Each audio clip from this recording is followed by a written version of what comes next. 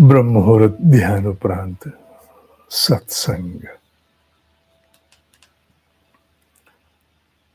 कल एक इससे पूर्व कि मैं श्लोक पर आऊं, इस श्लोक से संबंधित एक भाव साझा करना अनिवार्य है।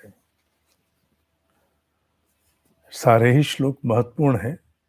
आदिगुरु शंकराचार्य जी द्वारा रचित आत्मबोध श्लोक 47 ब्रह्म मुहूर्त ध्यान उपरांत सत्संग।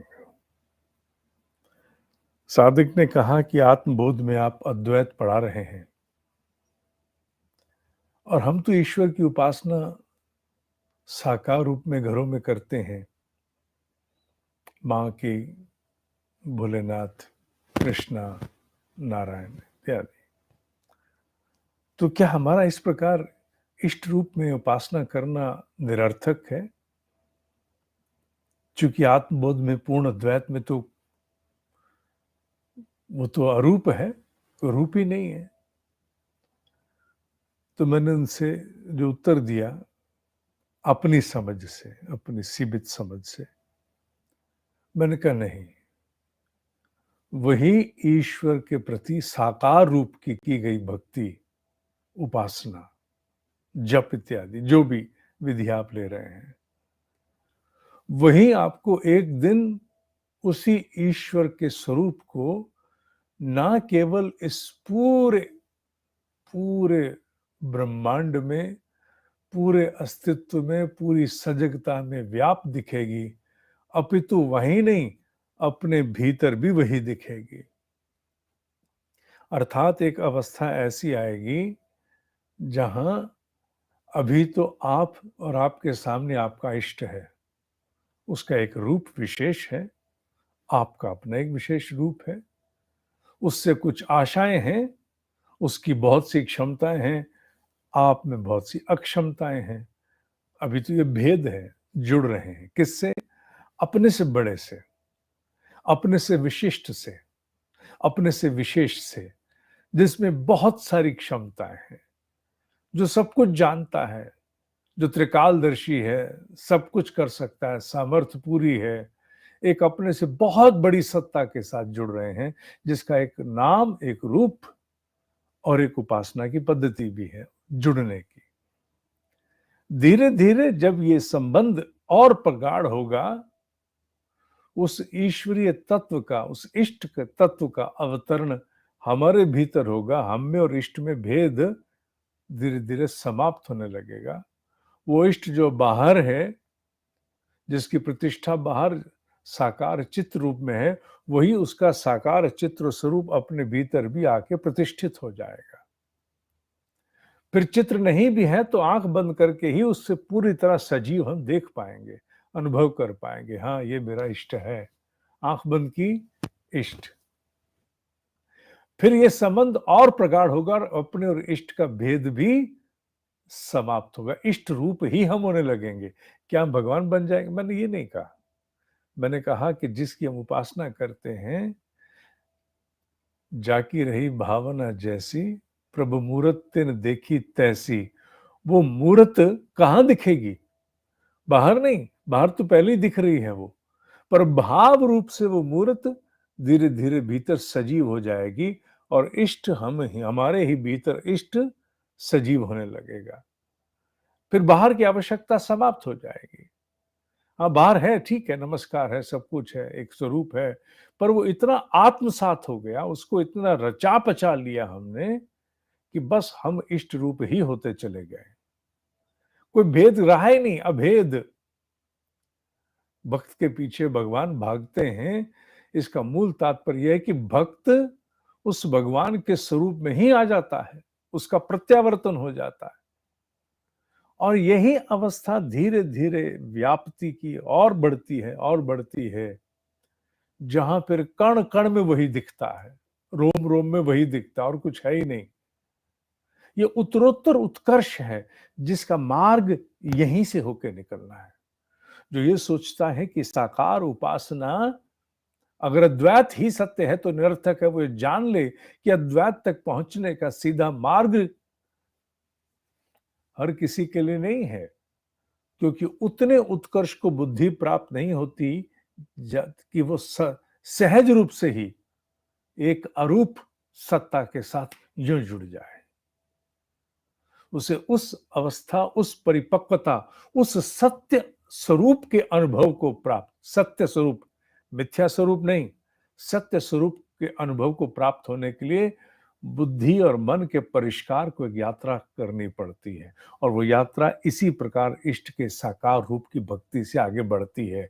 जब इष्ट इतना व्यापक हो जाता है, हम ही इष्ट रूप इतने हो जाते हैं कि फिर उसकी व्याप्ति चारों ओर है, फिर भेद समाप्त, हम में और इष्ट में भेद समाप्त, हम में और आसपास में भेद समाप्त, हम में और दुनिया में भेद समाप्त, हम में और ब्रह्मांड में भेद समाप्त। ये बात मैं तो अभी केवल बुद्धि से बोल रहा हूं, पर महासिद्धों ने इसे अपने अनुभवों में इसी प्रकार त्रैतवाद, विशिष्ट अद्वैतवाद, अद्वैतवाद इत्यादि, ये कोई बुद्धि के तर्क वितर्क नहीं है।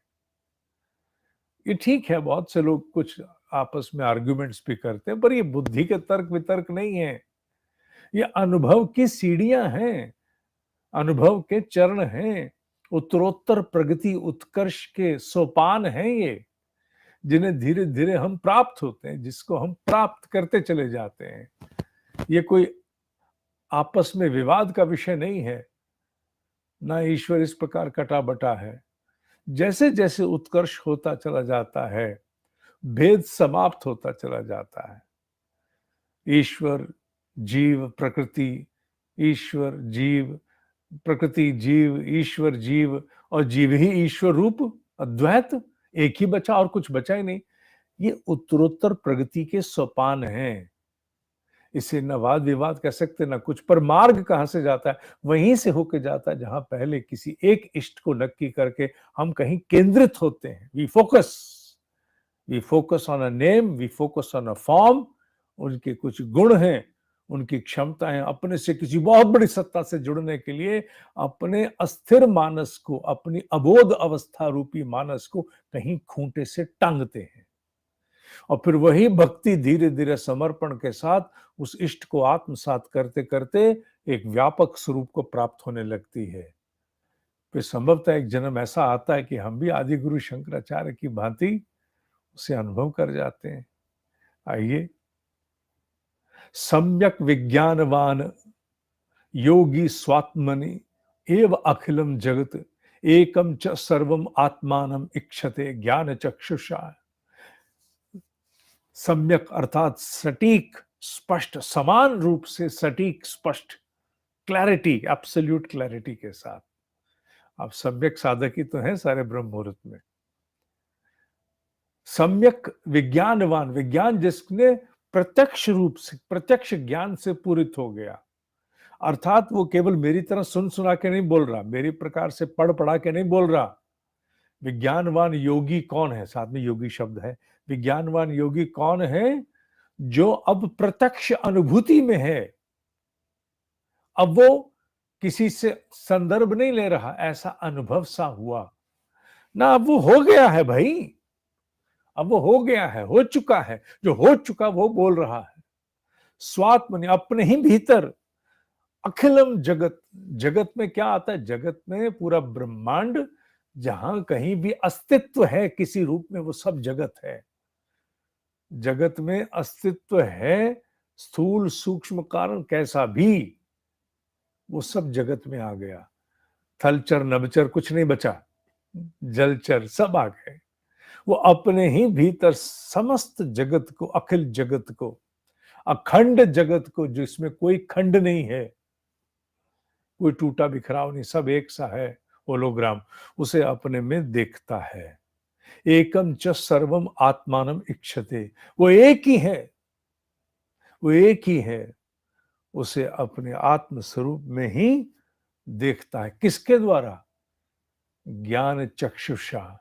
ज्ञान चक्षुषा अर्थात वो एक अवस्था है उसकी, उस परिपक्वता की अवस्था है, जिसके द्वारा वो इतना आगे बढ़ गया कि अब उसे, उदाहरण देते ना, अलग अलग प्रकार के उदाहरण दिए जाते हैं, कहीं पानी की बूंद का और पानी का उदाहरण दिया जाता है कि बूंद पानी में गई, अब सागर हो गई। अब वो बूंद बूंद नहीं, अब वो सागर है। तो ज्ञान का चक्षु अर्थात वो चरम जब व्याप्ति इतनी बढ़ गई, इतनी स्तर पे हुई कि व्याप्ति ही अनंत हो गई। आपकी व्याप्ति अनंत हो गई। अभी हम क्या कहते हैं? तुम अपने सा है, तुम मुझसा है। इसी को हम कई बार शब्दों में लोग कहते हैं ना, आत्मीय शब्द का तात्पर्य क्या? आत्मीय साधक। आत्मीय साधक का तात्पर्य कि आत्म स्वरूप साधक। जैसा मैं अपने को देखने की चेष्टा करता हूं वैसे ही तुम्हें भी देख रहा हूं, आत्मीय। और यहाँ उस शब्द को और अभिव्याप्ति में ले गए हैं। पूरा जगत उसमें समा गया, कुछ बचा ही नहीं। ना वहां द्वैत, ना त्रैत, कुछ नहीं। ना विशिष्ट द्वैत, कुछ नहीं, बस एक ही है। पर इसकी सीढ़ियां कहां से? वहीं से जहां एक इष्ट के साथ जुड़ उसकी भक्ति उपासना करते करते तुम धीरे धीरे उस चरम को प्राप्त होते चले जाओगे, जहां वो इष्ट पहले पहल तुम और इष्ट अलग। तुम इष्ट से मांगते हो, इष्ट से चाहते हो, मिलता नहीं मिलता अलग विषय, पर इष्ट से आशा करते हो, तुम अलग हो। फिर धीरे धीरे इष्ट तुम में ही समा जाता है। आंख बंद करके इष्ट से बात होती है, उससे भाव दे देते हो। फिर धीरे धीरे तुम और इष्ट की व्याप्ति और व्यापक होती चली जाती है। औरों में भी इष्ट के दर्शन होने लगते हैं। जहां देखो मुझे उन्हीं के दर्शन होते हैं। जब जहां देखो इष्ट के दर्शन होने लगे अर्थात व्यापक स्वरूप को प्राप्त हो गए, और फिर एक दिन वो व्याप्ति सारी चादरें फाड़ करके पूर्ण अद्वैत के चरमोत्कर्ष को प्राप्त होती है। रास्ता इष्ट से ही निकलेगा। अनुष्ठान का आपका आज का 8वां दिन है। आज ध्यान में भी साधक कम है, संभवतः अनुष्ठान में माला पूरी करने में लगे होंगे। आज मैं लिंक भेजूंगा। जिन्हें दीपक जला के यज्ञ करना है वो दीपक जला के करें, जिन्हें कुंड के साथ करना है वो कुंड के साथ करें। दीपक चाहे 5 जलाएं या 1 जलाएं, जो संभव है वो करना। भाव के भूखे ईश्वर को जो तुमसे बन पड़े, ईमानदारी से, ईमानदारी से, ईमानदारी से वो करना। भाव से भूखे ईश्वर को ईमानदारी से, और इस पूरे वातावरण को हम अपनी ओर से सुखी करना चाहते हैं, कल्याण देना चाहते हैं, हम बिखेरना चाहते हैं अपने प्रयासों को भी, इसलिए हम यज्ञ भी करते हैं। यज्ञ क्या है? यज्ञ अपने प्रयासों को, अपने पुरुषार्थ को, अपने श्रम को एक व्यापक स्वरूप देने का एक माध्यम है। यही यज्ञ है। वो आज आपके पास सब लिंक पहुंच जाएंगे, व्हाट्सएप पर भी और ईमेल के द्वारा विशेष रूप से दोनों लिंक भेज दिए जाएंगे। आप अपनी अपनी सुविधा से अपने अपने समय से यज्ञ कल आप कर लेना। किसी कारणवश कल यज्ञ कोई ना कर पाए तो आप परसों कर लेना, कोई बात नहीं, कोई बात, आप परसों कर लेना, जिससे आपका पूरा क्रम पूर्ण हो जाए। संविदा सामग्री जो यज्ञ घर पे करेंगे उनको पता है हमें क्या क्या सामान चाहिए, न्यूनतम से भी काम चला लेना। दोनों लिंक्स आपको आज परोस दिए जाएंगे, भेज दिए जाएंगे। ओम ही सत्य है, ओम ही सत्य है, ओम ही सत्य है।